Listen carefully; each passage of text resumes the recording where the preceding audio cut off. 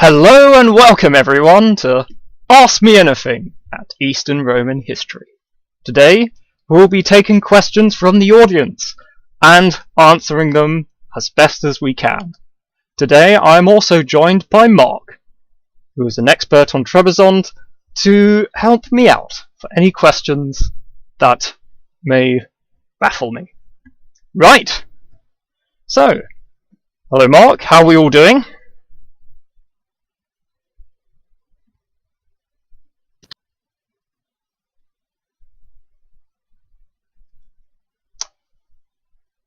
I cannot hear you, Mark. Anyway, so, let's see, how are we all? Can you hear me now? Yes. Ask you anything. Well, first, how are you? ERH asks Don Soldier HD. I am very well, thank you. How are you?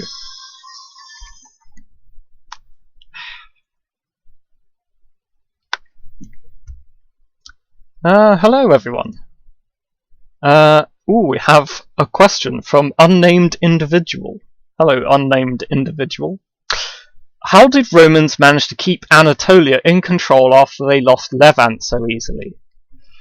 It's an interesting question. So one of the reasons why the Levant was lost was because the Emperor Heraclius took the conscious decision to abandon Syria and Palestine because it couldn't be held, so it was decided that the lines would be drawn in Egypt and Anatolia. A good reason for why Anatolia managed to withstand the Arab invasions rather than the Levant was because of its natural terrain. It has a kind of natural mountainous barrier, which meant that it would be difficult for large armies to pass through it. It also meant that it was also held because the armies of the late Roman Empire, which had been beaten, which had been largely demoralized and decimated by the 26-year-long Persian War, was settled in Anatolia by Constantine II, and that would form the basis of the themes, so that as time went on, the people actually in Anatolia, a significant portion of them would be soldiers whose job it was to make sure that the Arabs who were invading across the Taurus and Anti-Taurus mountains were driven back.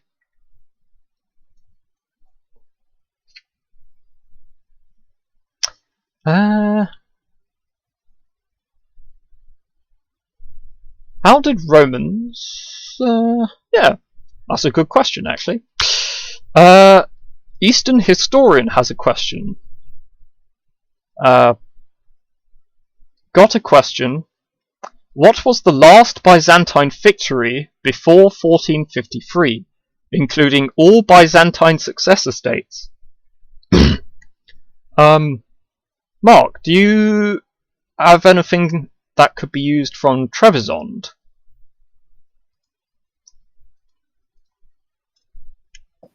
Not off the top of my head, I'm afraid. There's a good question. I mean, there's the... I mean, I can tell you the last Byzantine naval victories over Colo Tocco. The Battle of Achinides? Yeah.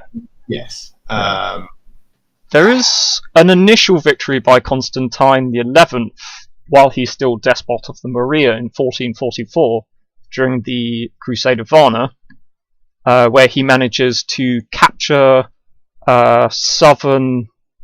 he captures Boeotia from the Turks, vassalizes Athens, and also manages to penetrate into Thessaly. This victory is quite swiftly reversed when the Turks, after defeating the Crusade of Varna, then march south to crush the Roman resurgence. But while it was happening, it was definitely a victory, and had the Crusade of Varna won, it might have actually turned into something. Who knows? Recovery in southern Greece, perhaps. Good question. Let's see.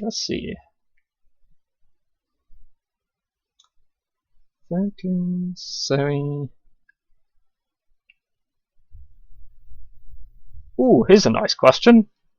And it might be one that...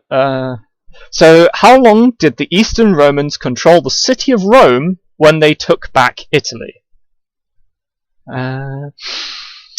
So, Mark, I'd be correct in saying that the Romans took back Italy took Rome, specifically in 536, I believe. Yes, I do agree with you. Yes, that is what I've got in my head. Yes. They lost it in the 540s to King Totila, but then they recaptured it, and it continued to be in Roman hands until the 8th century, during the reign of Constantine V. But I don't actually think it was lost at any point. Would you say that is correct? Well, I mean, they did lose. Well, they did lose it, didn't they? I mean, the Pope reasserted. Yeah. I mean, it wasn't like snatched, but I think they lost it in a sense of it. The Pope was put in a position where he could govern the city of Rome independently of the Byzantine Empire without interference from them, rather than a foreign power actually conquering the city. I mean, it's important to note that Rome, aside from the symbolic value, isn't the base of the Byzantine government in Italy. The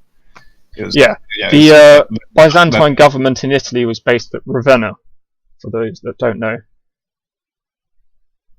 which is actually where the Western Roman Empire's capital was after the division in 395.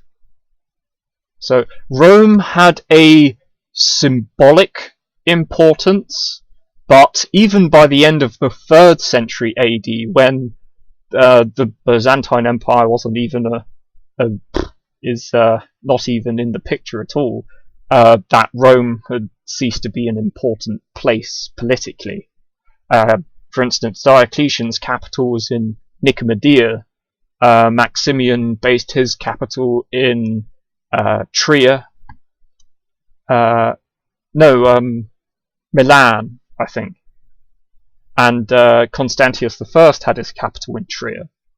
And in fact, Constantine the Great, while he was still Emperor of the West for a good portion of his reign, had his capital in Trier, even after he took Rome. So Rome was very important until the 3rd century, but because of events during that century, the city, although symbolically important, ceased to have much of a realpolitik importance within the empire. But it is important to note that that Rome still had a senate even into the 6th century. So, well, I mean, Rome itself still had a Frederick Barbarossa.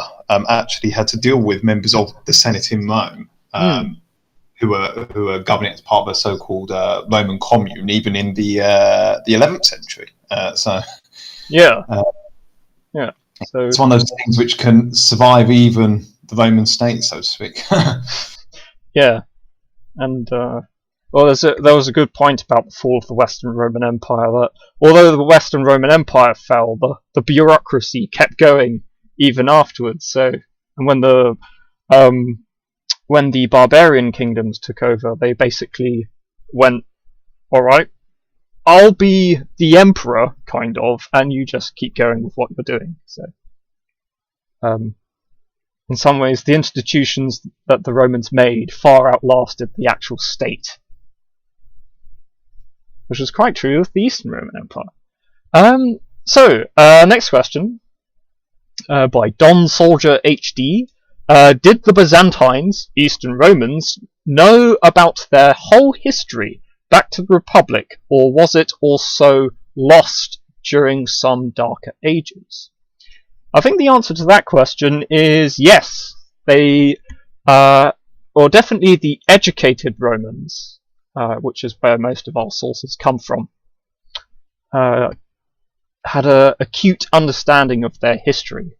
For instance, Michael Psellos, who, although he made the very famous Chronographia about his own times, he also wrote another history called I think it's just the Synopsis of History, and that starts with the King Romulus back in the mythical foundation of Rome, right up until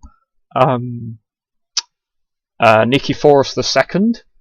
So, and that was written in the 11th century. Most chronicles, take history in a kind of linear way. So they will go with the history of the Bible from Adam to Joshua, the Maccabees, and so on, and then they'll do Greek history, so like the history of Herodotus and Thucydides, and they'll go on to Roman history and pass through Romulus, Caesar, Constantine the Great, right up until their own day. Sometimes it can be chronological paragraphs about what they were doing, so like Joshua conquered the Canaanites or something like that, and then and that'll be it. But later on they kind of flesh it out when they have a bit more information. But yes, they did have a very acute awareness of their history, and even a 15th century historian like Ducas started with numbering the amount of years the emperors had reigned up until the Paleologan period, and then going into more detail. So, how long did the Eastern Romans control? Oh, I've answered that question. I know that.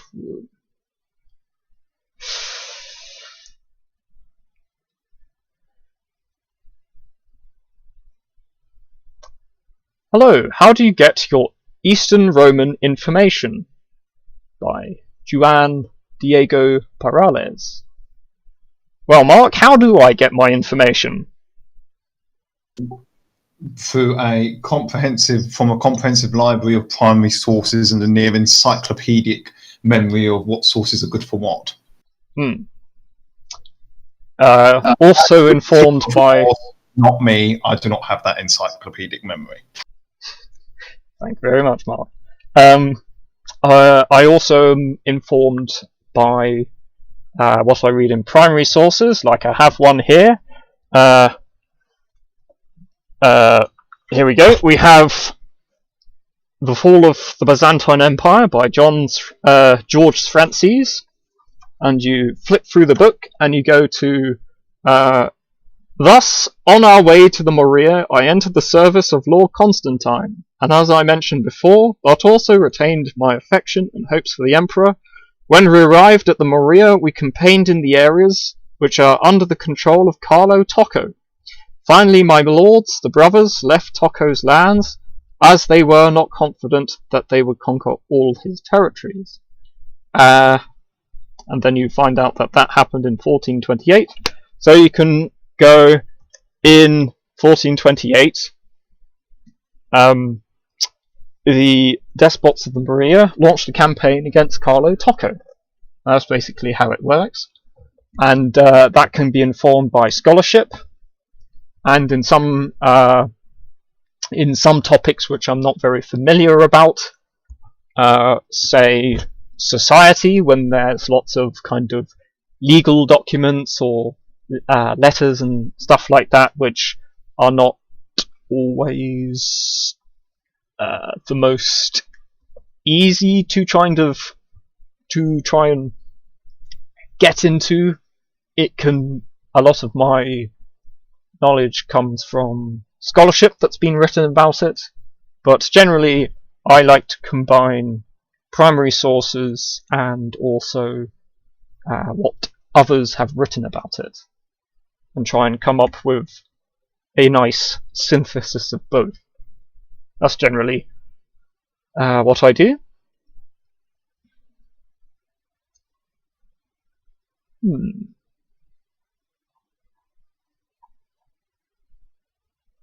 Let's see. Do you like learning about Islamic history?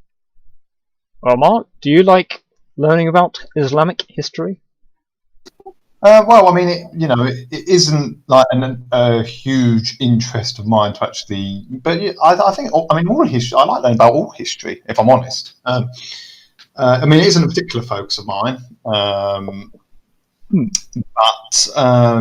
like I've since you do need to know a lot about, especially in the study of Byzantium. You need to learn about a lot about what's happening the other side of the Taurus Mountains to appreciate, I think, some of the achievements and failures of the empire.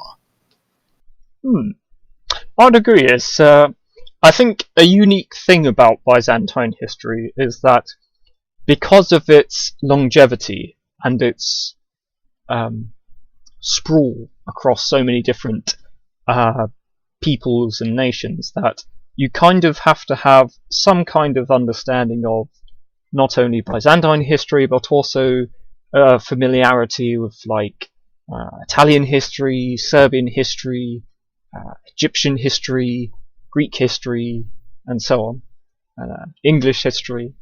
That it's kind of, it forces you to confront history in a kind of holistic way, rather than just kind of keyhole approach to it. Oh, here's an interesting question. Is Manuel Connemnus responsible for the failure of the Second Crusade? I actually did some little bit of reading about this recently. I had a look at Nikitas Koniatis, and I also consulted Paul Magdaleno's the reign of Manuel I Comnenus. And what I discovered was that the Second Crusade got permission and entered the Eastern Roman Empire. But it should also be understood that the Eastern Romans as a whole were especially suspicious of this horde of troops passing through their territory to go elsewhere. And they did understand where they were going. They knew they were going to Jerusalem to fight the good fight, and so on. But nevertheless, it's kind of like it's a bit like, imagine the King of France allowed an army of 20,000 Englishmen to pass through half of his country during the height of the 100 Years' War.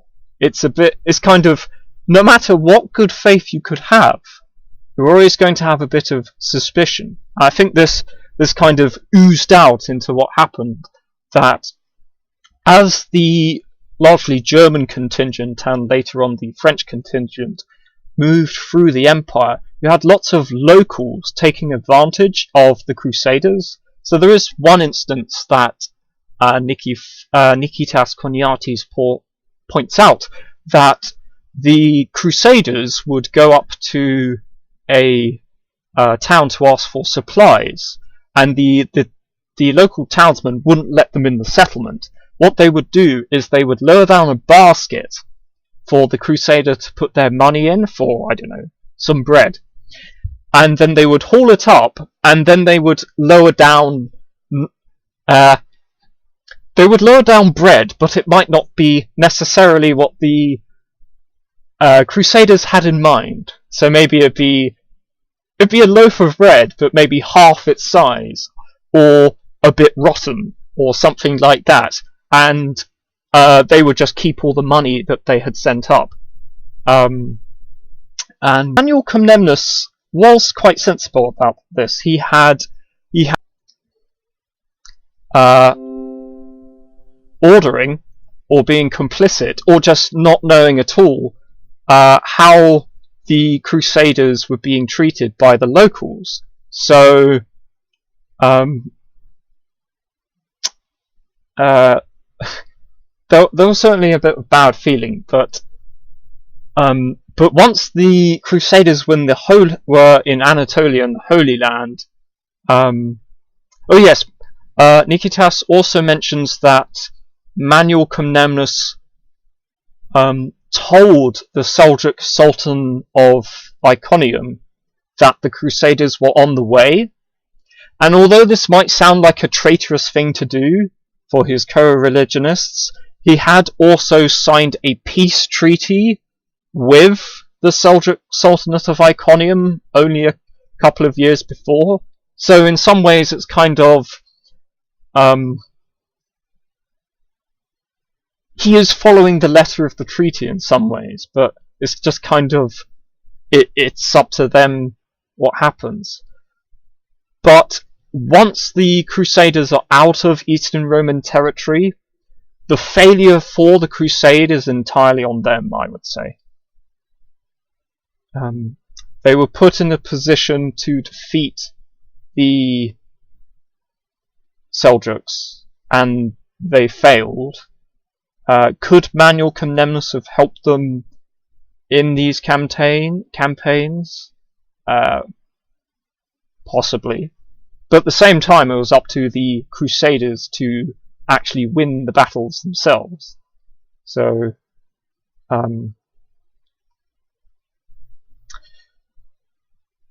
I would say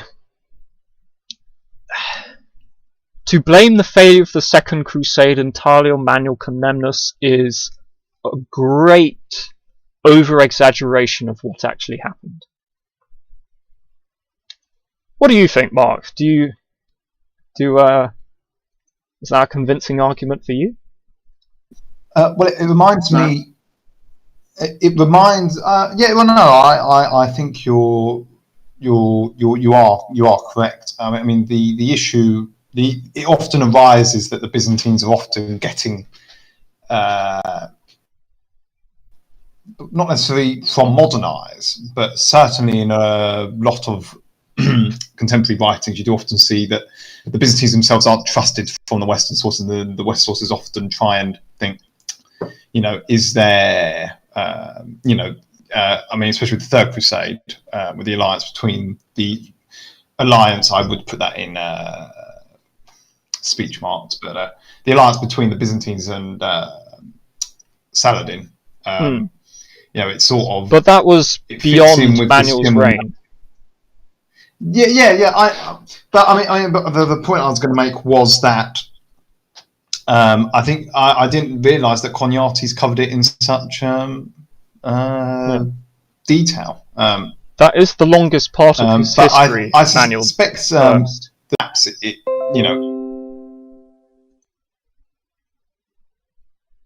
Yeah, I do think at a own armies. Yeah, and also it's like the Crusaders, if not very closely controlled, especially in the First Crusade when they could get up to all sorts, where it's like the Crusaders themselves could be a bit raucous, shall we say, if not controlled properly. So, because these weren't professional armies in the way that we would see them today, or even 200 years ago, or something like that. These were kind of they were armies, but kind of in the rudimentary way that the medieval era carved out for themselves. But yeah, I think that's good way of looking at it. Well, here's a question. Maybe you want to answer this question, Mark. Did Justinian's frivolous spending ultimately harm the empire, in your opinion? You know I have views on this. Precisely. My whole problem with... I mean, it's a famous argument. I think it stems from Gibbon originally. Yeah. Although he did call Justinian the Roman Cyrus. So. My problem with is that it's done with a lot of hindsight, the argument. I mean, Justinian is by no means a perfect man, and I would say that the whole reason the actual reconquest doesn't succeed is because of a bit of pettiness on his pettiness and paranoia on his part. But I mean, yes, his frivolous spending does, like with hindsight, yes, of course it does harm the empire. It does harm the empire because they don't have the money when the final war with the Sassanids comes about. Yeah, but that is I don't think you can 50 years later. Well, yes, but he had I think I'm correct in saying that he had more or less a full to bursting treasury at the start of his reign. You did. I mean, there's a sizable amount there, which I think under normal circumstances would have sustained the empire for, but as I don't think it's I think, yes, it probably did harm it long term, but I don't think it's a fair point. I mean, hindsight. I know it's an often thing, so hindsight and all that. But I mean, you do have to look. His achievements are they speak for themselves in terms of his reconquest, his building program. I think a lot of the time.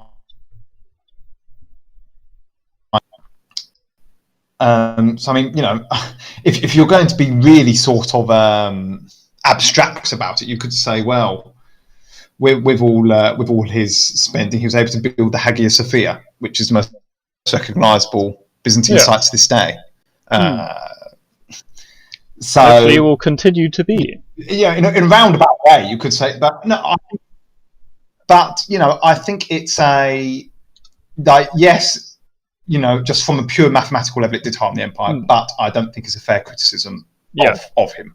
I think also, to add to this point, and something I've been reading about recently, is that the economic difficulties he had in his reign were basically all solved by his successor, Justin II, who, when he went insane, he had a full treasury again, so if it did harm the empire, it was a very short-term kind of thing. And actually, you could blame Justin's successor, Tiberius, who basically poured out money like it was going out of fashion on stuff. But that kind of goes into a different set of affairs. But my personal view is that Justinian could be cheap in that for instance, when he was fighting in the west, he would stop paying the Limitani in the east their wages, so that when the Sassanids attacked, the Limitani just went, "I'm not doing this," and just went home. And funnily enough, as soon as he started paying their wages again, they started winning the war. So it's just like he could be kind of overly economical, but at the same time, we don't know what the daily financial problems were in his court. We don't have that kind of information. We have to try and make inferences from what we do know. So I think it's a bit of yes and no for me. Well, here's an interesting question. Hello, Dan. Hello. I would like to ask you guys a question about Magnentius. He is considered a usurper, but doesn't he have the legitimacy by his achievements to be Emperor of the West? I think this is an interesting point, and usurpers is definitely a subject I'd like to study a bit more. In that, because if you look at it this way, a usurper, well, they are an emperor, but the only reason why they're not legitimate is because they lost. If you look at someone like Michael II, for instance, if he had lost the civil war with Thomas the Slav, and Thomas the Slav had won, you would call Thomas the Slav a legitimate emperor. But because he lost, Michael II is the legitimate emperor. So it's kind of, in this sense, Magnentius is not legitimate because he lost his right of conquest. Constantius II managed to maintain his throne through force of arms. But also in Constantius's favour, there are two things. One, he was the son of Constantine the Great, which automatically gives him some dynastic legitimacy. So it's kind of his father was on the throne, and by the right of legitimacy, his son should be on the throne. Also, Magnentius came to the throne by murdering another legitimate emperor, Constans I. So, as much as Magnentius did succeed in managing to capture most of the western area of the Roman Empire in the 4th century, in 350, the way he did it was by eliminating members of the legitimate dynasty. So I think, especially because he didn't win the civil war, he should definitely be seen as a usurper. A very successful one, in that it took Constantius II 3 years to actually defeat him. But he was not... He could only cement his legitimacy by being totally victorious. I think another good sign about the kind of shakiness of Magnentius' regime was that Vetranio, who was a commander in the Praetorian prefecture of Illyricum, he also was proclaimed emperor and stood in opposition to Magnentius, possibly due to a loyalty to Constans I, who had actually put him in that position in the first place. So, and also when Constantius went to deal with Vetranio, Constantius didn't do it by force of arms, he didn't do it by bribing people. What happened was Constantius II went up onto a podium and he had a chat to Vetranio's soldiers and basically reminded them that I am the legitimate emperor, the person we are fighting killed a legitimate emperor, and one you liked very much, and, well, it goes without saying, he needs to go. And lo and behold, they tore Vetranio down, stripped him of his imperial garb, and Constantius shoved him off into Bithynia for the rest of his life. So,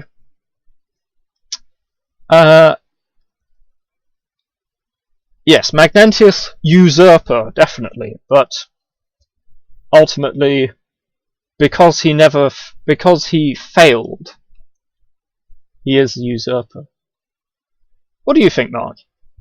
Would you agree?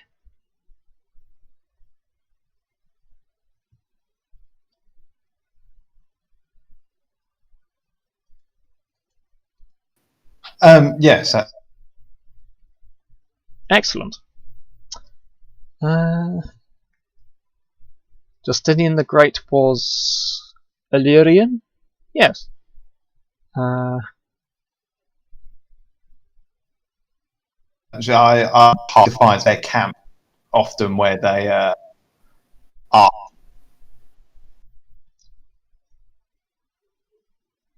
Right. What are your thoughts on Dovahatti and his unbiased history of Rome? I enjoy it. It's very entertaining. I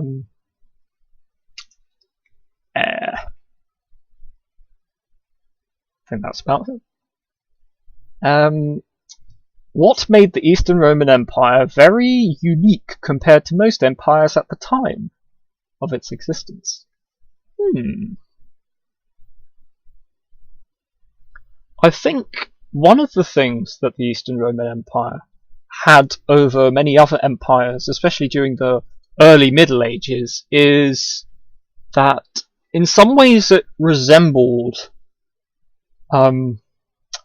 some features of a modern state in a way. It had, throughout the entire period, when other states were struggling to impose taxes on people, struggling to come up with rules of law and so on, or unified languages, the Eastern Roman Empire had a Greek lingua franca.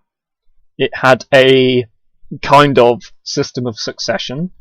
It had a professional bureaucracy, also a professional education system of sorts. It had a professional standing army, and an administration to upkeep it with the strategia and then the themes.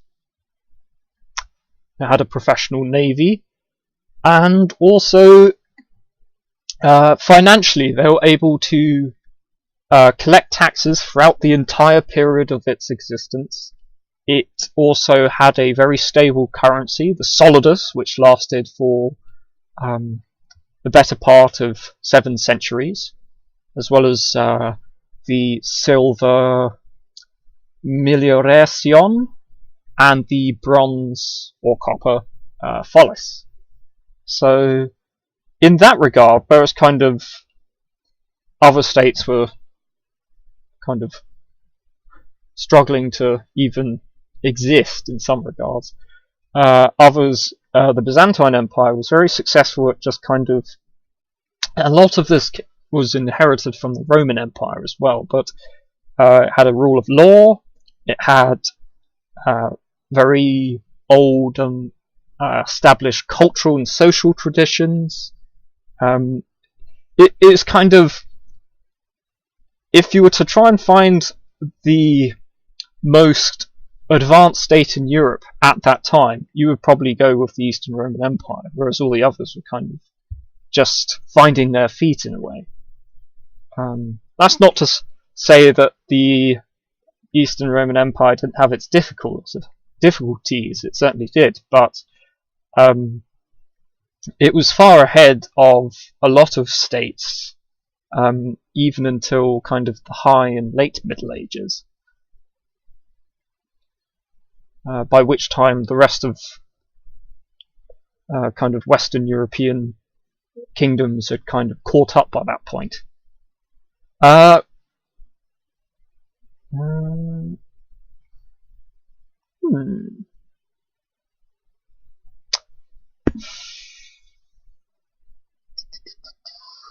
Why, in your opinion...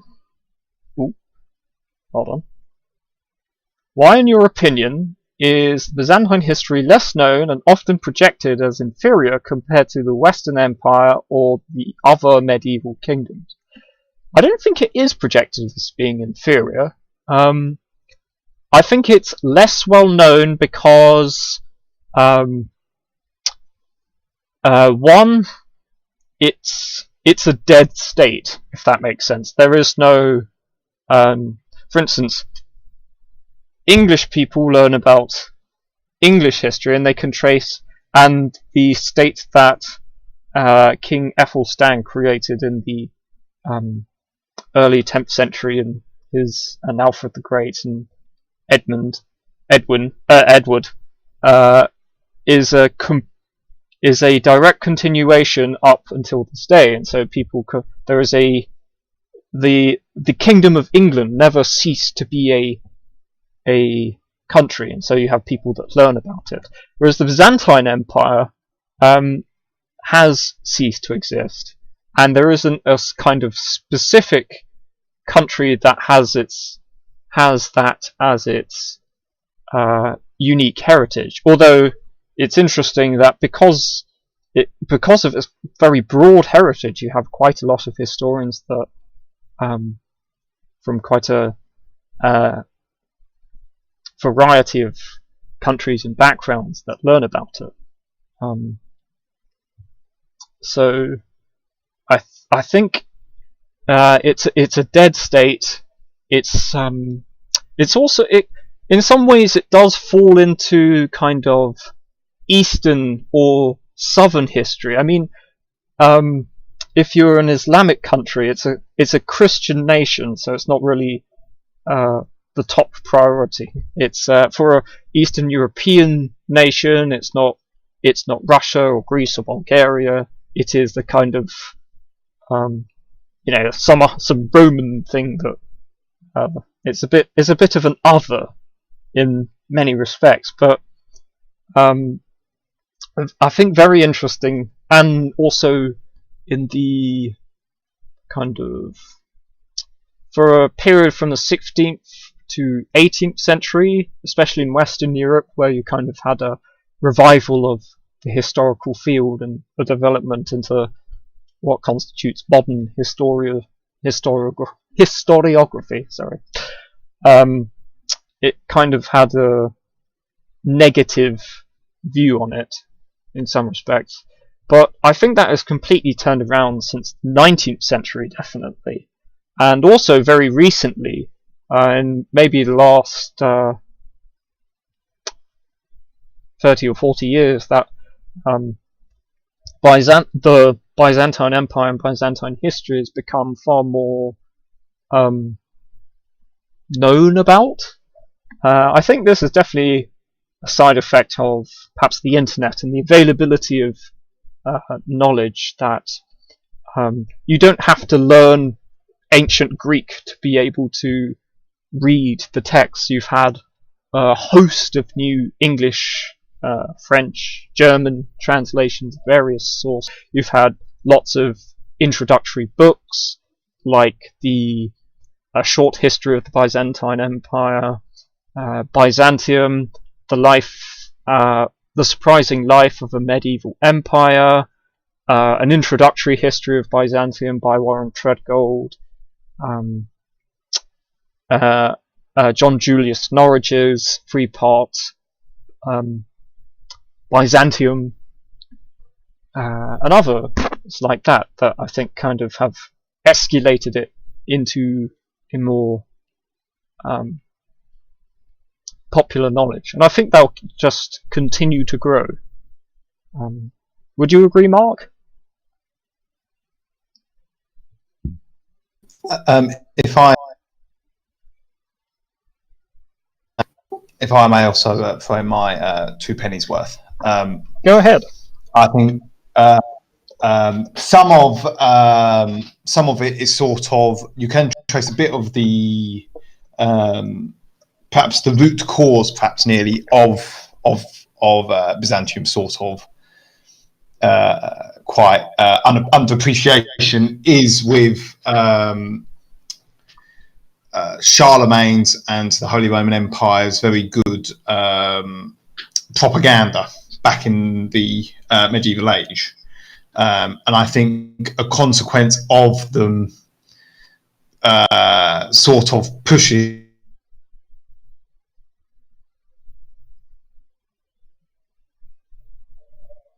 I think perhaps we lost you there, Mark. As a result of, for many centuries, particularly throughout the start of the early modern period, I think the Romanness of the Byzantine Empire was almost forgotten. And you see, even at the start.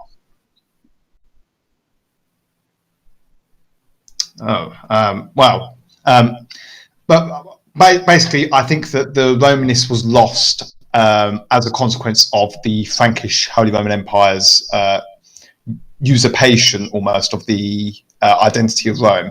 But the Holy Roman Empire is very well worth studying. It's not to belittle that empire at all. But I think that that meant it was underappreciated at the time of the Enlightenment. And so when you have these the gentlemen from London and Paris going out to Greece and Rome, they didn't care much for Byzantine artifacts, but they very much liked that Etruscan vase from the 6th century BC. I think a lot of it plays into this almost undoing the Romanness of the Byzantine Empire throughout the middle centuries between the fall of Constantinople and the start of the Enlightenment. Okay. Let's have a look. Questions. So many questions. Do you want to choose a question mark and answer it, or?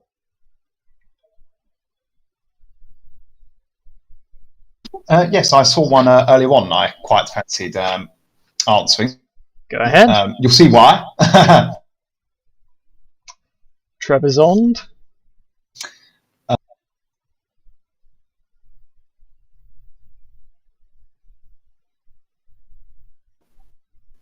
It is. So apologies. Well, it was one about the Romanness of the Empire of Trebizond, and they consider themselves. So you can see why. And yes, I mean, in the sources we have, that the Chalco-Condyles, Panatos, they don't usually use the word Romanoi or its derivatives to refer to Trebizond,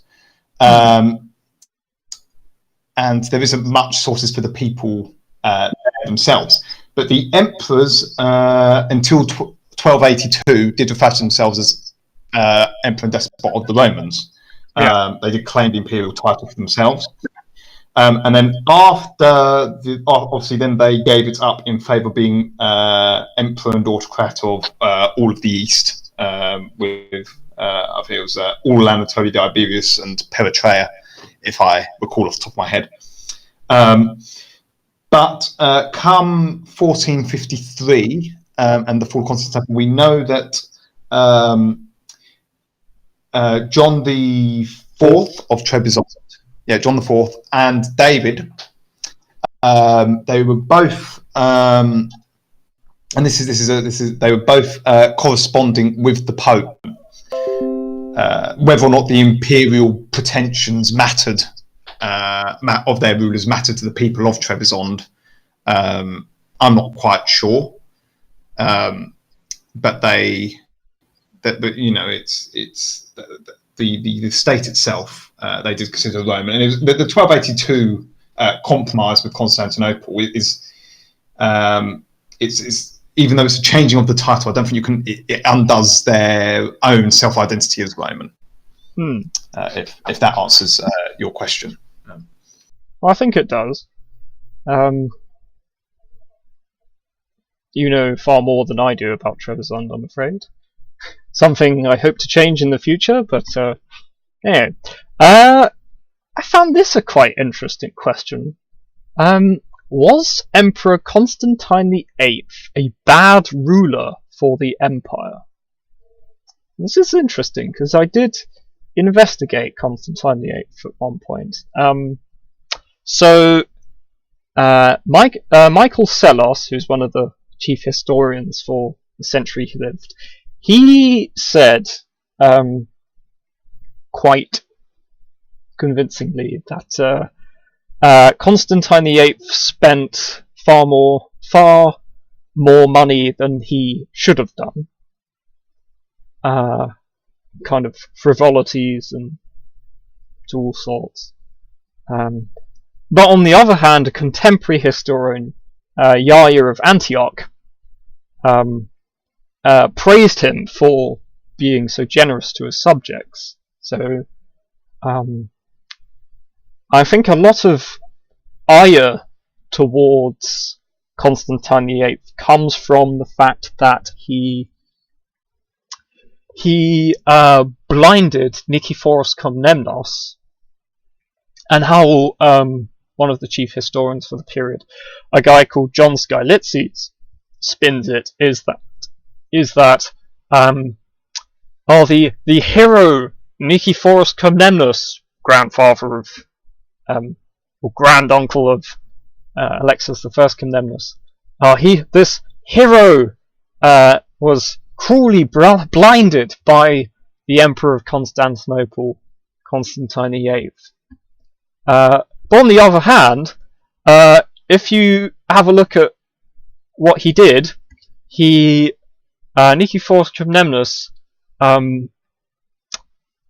incited his troops into revolt, conspired with foreign enemies to against Constantine VIII, and was blinded because he had committed treason. So the kind of plucky rebel story has definitely got a lot of spin to it. And if John Skylitzes talks about a lot of Constantine VIII's military occurrences during the empire, and for the 3 years he did actually hold the reins of power, he kind of just let the local theme commanders get on with the defense of the empire, and they were very successful. They defeated a raid into the Aegean by the Arabs. The commander of Cappadocia crushed Nicephorus's rebellion. He kept out an incursion by the Pechenegs,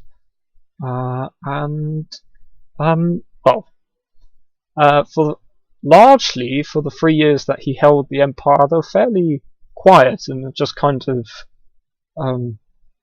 stable, but nothing too major. His name won't go down in the halls of fame, but I wouldn't say he was a bad emperor. He was how old was he? I think he was in his late 70s or something by the time he became emperor, so it was a bit not precisely the right age to take up the mantle of emperor, but I think for the 3 years that he actually was in power, he did a fairly decent job.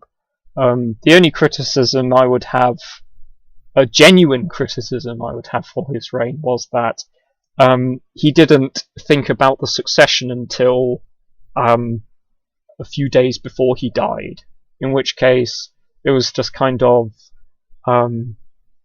marry one of his daughters to someone, whoever it is. The first candidate he thought of was actually a military man. I think it's Constantine Dalasenos, but he was too far away, and his eunuchs persuaded him to elect Romanus Romanus Argyros to marry originally Theodora, but she refused because he was already married, so Constantine got Romanus to divorce his wife and marry his daughter Zoe instead, and then died a couple of days later. And Romanus III was a bit of a naff emperor.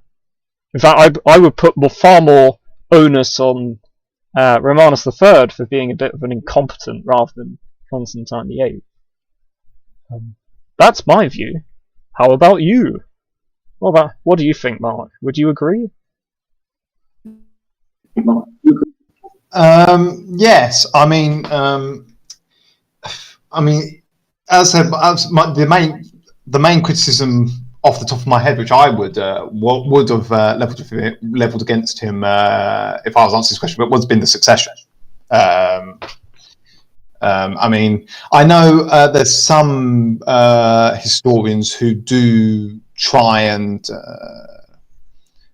they try and put a lot of what happened after his death at the feet of him, like try and put the blame on him, which I think's a bit unfair. but succession was an issue, and given he was very old for the time, at the time of his start of his sole rule, he could have done better. Yeah. I mean, it's he could have done better, but it's just like, for what he did during his reign, and considering how short it was, I struggle to say that, if only Constantine VIII had been better, Manzikert wouldn't have happened at all, kind of thing. It's just like, no, it's kind of, what happened later was not really his fault at all. And if his successor had been any good, then Constantine would just kind of be like a footnote, a bit like the Alexander, or like Leontius or someone like that. Kind of, they were emperor, and not much given about them. But yeah, I think a German historian wrote a dissertation about Constantine VIII. So consult that. Anyway, why did the Romans? Here's a good one. Why did the Romans have to resort to hiring the Catalans? How formidable were they? I think I can answer the second question first. Yes, they could be very formidable. Why were they hired in the first place? This was in response to a couple of things. So Andronicus II was rapidly losing control of Asia Minor. The reasons for I won't go into, because that's a whole topic in itself. But he was losing control of Asia Minor, and he desperately needed more troops. And the Catalans had just arrived in the region, and so he went higher, and he chartered the Catalan company largely to drive the Turks out of Anatolia, which they did actually do, and they did relieve the siege of Philadelphia. But during this campaign in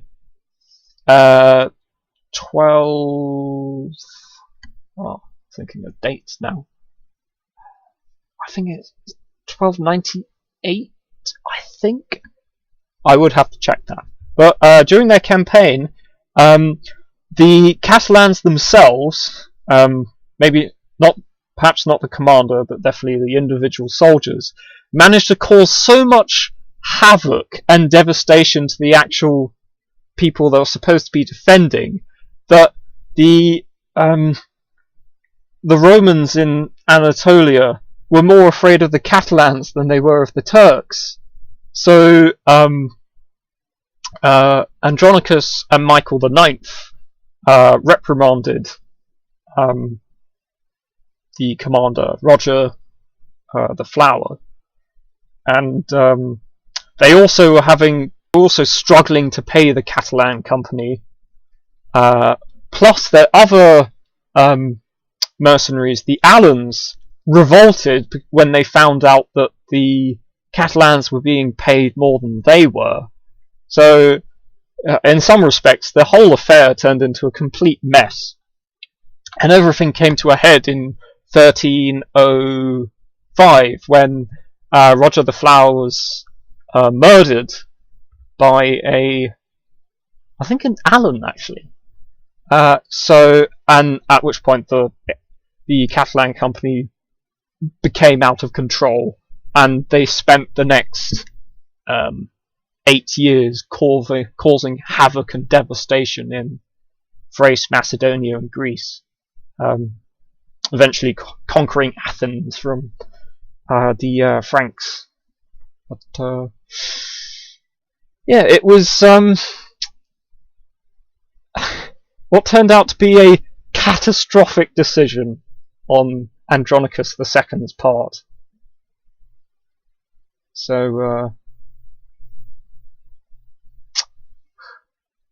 and a pretty bad one at that.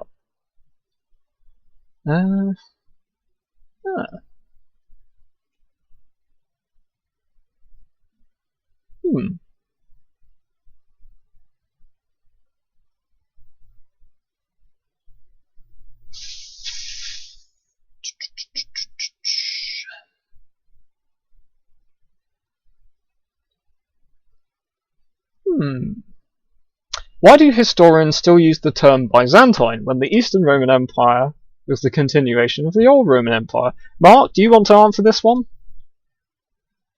Mainly it is an accepted historical term. I mean, as much as I myself, back in my younger years, quite liked the phrase "the medieval Roman Empire" to refer to Byzantium. I thought that made me very. But Byzantine, all historians will know what you're referring to when you say Byzantine Empire. As much as it isn't. Right? You're referring to the Roman Empire from, depending on. Well, of course, then it depends on where you put the start of it, of course. But basically, you're referring to the Roman Empire, the continuation in the East after the fall of the West. Which is a bit of a mouthful to say, isn't it? Well, yes. I mean, it's a technical. You got to think of it more as a technical sort of term, I think. Than like people trying to hide the Romanness of the empire. It isn't a term. It isn't therefore. It is so that you know exactly what you mean. No, exactly. And I mean, Byzantine itself. I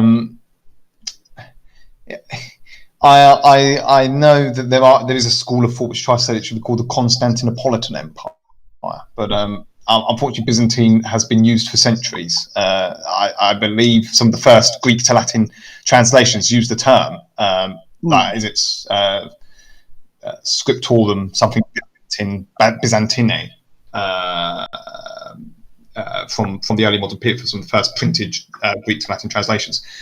It's a technical term more than a attempt to hide the Romanness of the empire.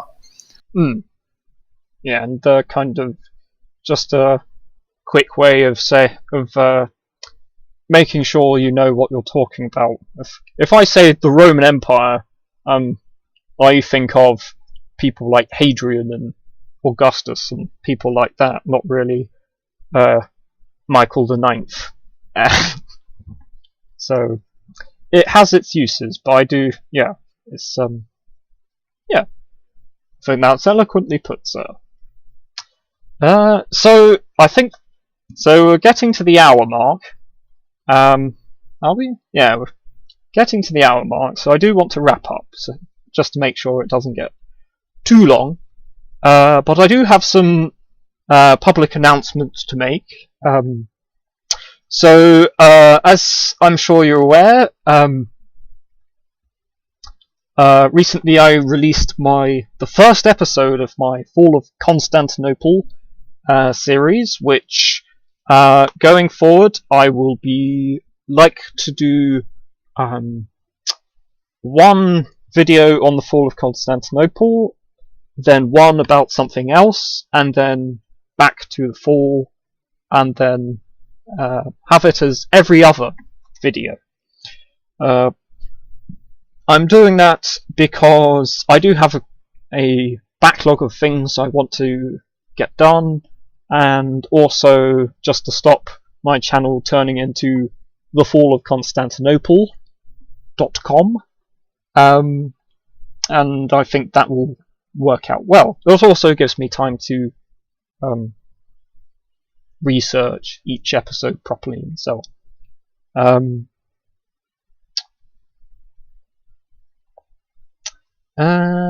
Just a quick reminder for anyone, because I do know some people have asked me about it, is if you have subscribed and you haven't consciously turned off your notifications, about new videos, then I do recommend clicking on the bell and making sure that you receive all notifications, because YouTube haven't quite got it into their thick craniums that if you subscribe to a channel, you want to hear about their new content. Also, I have created a Discord server and would like to invite anyone who is interested to join it.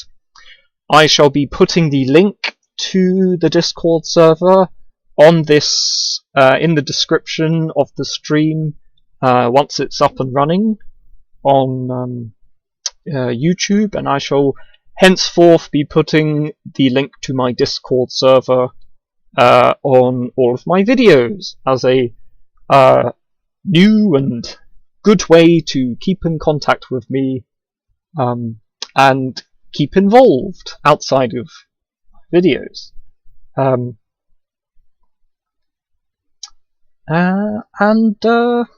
think that's pretty much it. Otherwise, the channel is doing fairly well. We are continuing to grow, and we have lots and lots of new and exciting content to be going on with in the future, so we're good. Isn't that right, Mark?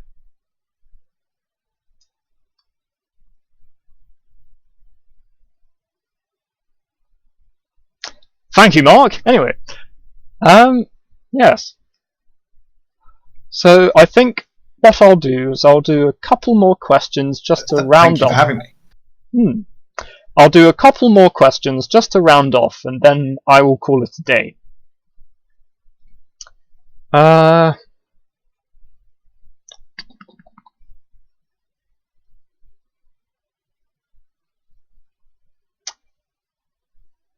Did the Hagia Sophia feature any religious statues? Well, Mark, did it?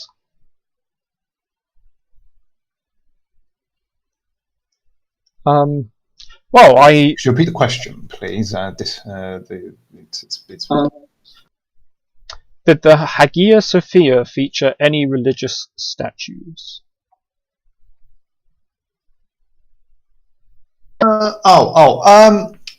Off the top of my head, I must confess I don't remember. I know it had religious images on the walls. But statues themselves, I'm not sure, I must confess. I know there are plenty of icons and mosaics, but I'm afraid I don't know about... I don't know... I'm not intimate with the decorations of the Hagia Sophia, I'm afraid. It's definitely an interesting question. One I would have to get back to. And we'll take one more question.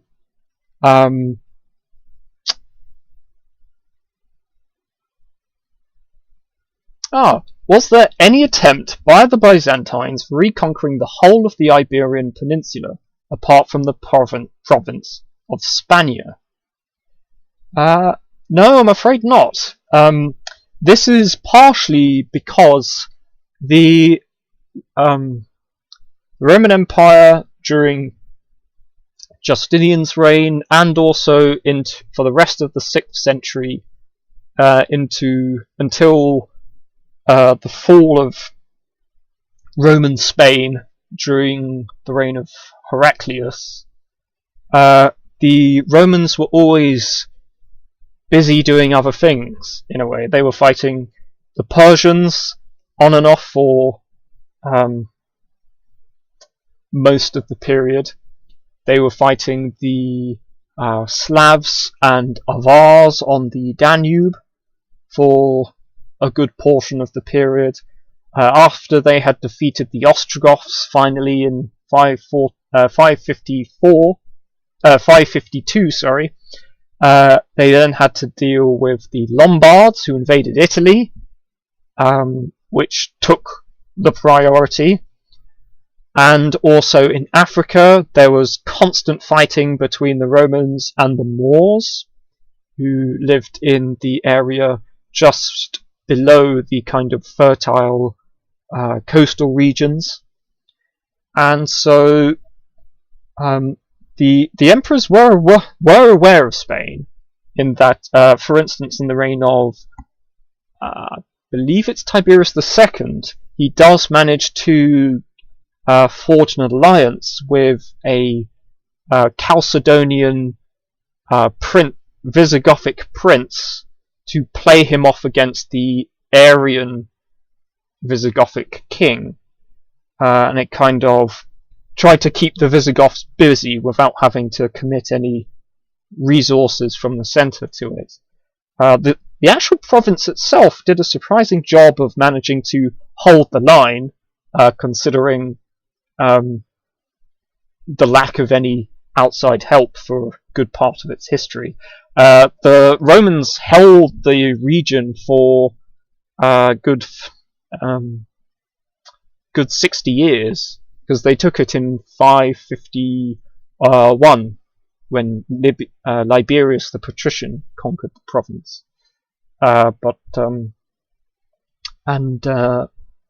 We don't really know all that much about Roman Spain in that period, but there was kind of a gradual decline, a little bit.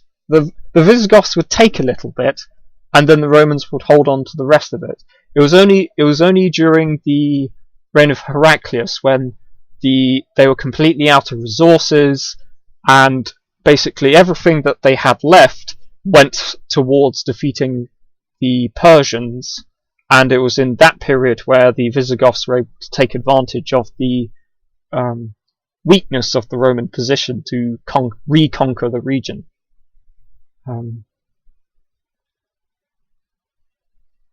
Okay, everyone. Certainly had some good questions so far, and who knows, I'm sure we'll be able to do one of these in the future. So I think we'll leave it there. And Mark, do you have any final thoughts or anything you'd like to say before we say tally-ho?